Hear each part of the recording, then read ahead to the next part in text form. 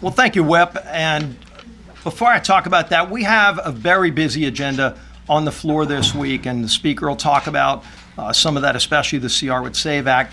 But today, one of the other bills we're going to be voting on is a bill that says if someone is here illegally and they assault a woman, we've seen people come here illegally and murder women. And that seems like the only time where some of these woke prosecutors will actually arrest the illegal. But there's so many other horrible things being done to women by illegals. The bill says if they assault a woman in any kind of way, it's a deportable offense. Now, I'm curious to see how this vote's going to be. Everybody on the House floor should vote for that bill.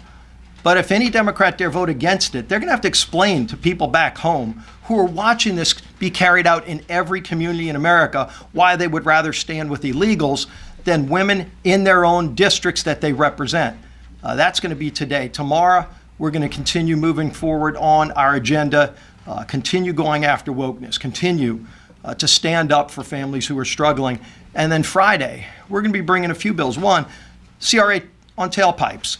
Kamala Harris, has always been for eliminating the combustion engine and mandating EVs.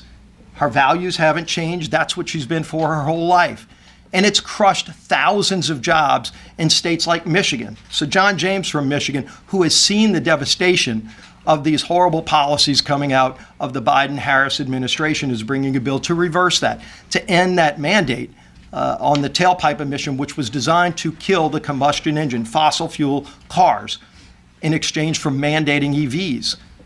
People don't even want to buy the EV cars. The batteries are made in China, and yet they continue their drumbeat. So we're going to stand up for American workers Friday in that vote. But one of the last votes we're going to have, and this is what I really want to talk about, is a bill by Mike Lawler that will ensure that both nominees for president, not just Donald Trump, also Kamala Harris, get the same level of Secret Service protection as the President of the United States. As has been talked about by so many already, it's unacceptable that now we're at 2 assassination attempts on President Trump. And luck cannot be a strategy by the Secret Service to have stopped these attempts. He came within inches, as we all know, on the first assassination attempt where shots actually rang out. If not for the advanced Secret Service agent seeing that muzzle just barely coming through a chain link fence, we may have been talking about something very different right now. Luck cannot be a strategy. Clearly, I think there's divine intervention. I know the Speaker has said that too.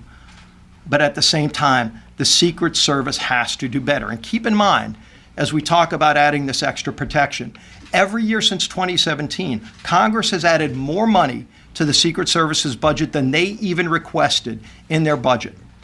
And so it's not an issue of money. What they're doing with the money, we've had a lot of serious questions about before the first assassination attempt. Trying to carry out a woke agenda, focusing on the wrong things and forgetting their main mission, and that is to protect presidents and vice presidents of the United States. The Secret Service has to shift that focus and shift their priorities and provide this protection. But now I'm going to be very specific because we talk about the rhetoric. And when there's an incident like this, there's always talk that the rhetoric needs to dial down. And I'm one of those who says it too. But this isn't generic.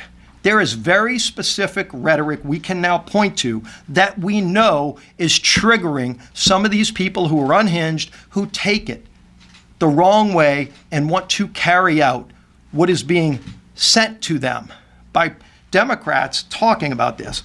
We all know Kamala Harris, her quotes, where she says, Trump, quote, Trump is a threat to our democracy and fundamental freedoms. She said this over and over again, not just before the first attempt. Even after the first attempt on President Trump's life, there might have been a 2 or 3 day pause, and then they went right back to it. In fact, just days before the second assassination attempt, Kamala Harris made that quote. And then the second attempted shooter, he was regurgitating the same language as Kamala. So this is no longer a dog whistle, which it's been on the left. It's now being received by some unhinged people as a call to action when Democrats say this. Kamala needs to stop saying that President Trump is a threat to democracy. There are unhinged people that are taking that as a call to go and try to eliminate President Trump. She needs to stop it. Now, leadership starts at the top, and then you've got to go down. President Biden has said that as well, along with the quotes, and you've heard it from others. It's important to repeat. President Biden, quote, "It's time to put Trump in a bullseye." The President of the United States said that, and then two different people have taken that as a call to action. Where is the real scrutiny coming from the press to ask them, do you now denounce what you said? Because people are taking it the wrong way and are actually trying to carry it out. It's not just rhetoric. We almost lost President Donald Trump. And it shouldn't happen on either side. But you're seeing this language from the other side get higher and higher. Got to say it again. Congressman Goldman, quote, "It is destructive to our democracy, and he, President Trump, has to be eliminated." Does anybody need an interpretation of that? One unhinged person hearing that, and what does that mean to them? That they're going to carry out as a call to action what they're being called to do. Cannot happen. It cannot happen. Congresswoman Plaskett, quote, "Trump needs to be shot." Has she been scrutinized on that quote? Are other Democrats being asked to call her out and stop doing that kind of thing that is being taken the wrong way? I've seen it personally.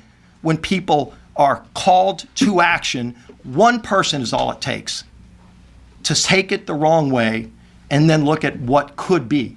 We don't want this to happen again, but the Democrats that are saying this, starting with Kamala Harris, have to stop the language they're saying. Talk about your policy differences, but stop all of this language about threats to democracy and Hitler comparisons, and he needs to be shot. Enough is enough. With that, I want to bring up the Speaker of the House.